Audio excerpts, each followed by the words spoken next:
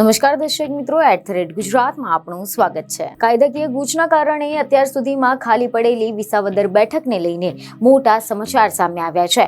વિસાવદરના પૂર્વ ધારાસભ્ય ભૂપત ભાયાણીની સામે હાઈકોર્ટમાં થયેલી અરજી હર્ષદ રીબડિયાએ પાછી ખેંચતા વિસાવદર વિધાનસભા પેટા ચૂંટણીનો માર્ગ મોકળો થયો છે અને હવે સૌની નજર આગામી દિવસોમાં યોજાનાર વિસાવદરની પેટા ચૂંટણી પર છે, જેને લઈને અટકળોનો માહોલ પણ ગરમાયો છે।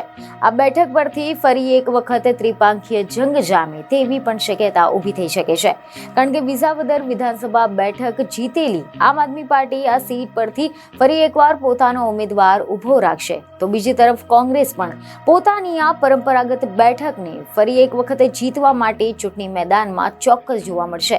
પરંતુ આ બધાની વચ્ચે ભાજપ આ બેઠક માટે કોને ઉમેદવાર તરીકે સિલેક્ટ કરશે તેના પર હાલ તો સૌ કોઈની નજર ટકેલી છે અને આ બધાની વચ્ચે કેટલા એવા નામો પણ છે કે જેની ચર્ચાઓ ચાલી રહી છે।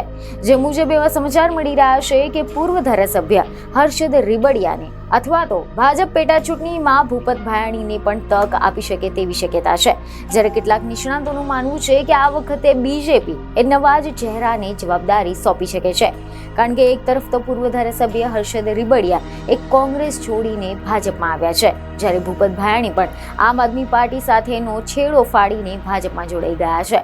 જોકે વિસાવદરની પેટા ચૂંટણીમાં ભાજપનો ચહેરો કોણ હશે એ તો પક્ષ દ્વારા સત્તાવાર રીતે હજી સુધી જાહેરાત કરવામાં નથી આવી, પરંતુ રાજકીય વર્તુળોમાં ચર્ચા છે કે વાવની જેમ વિસાવદરની પેટા ચૂંટણી પણ ખૂબ જ રોમાંચક અને રસાકસીવાળી રહેવાની છે।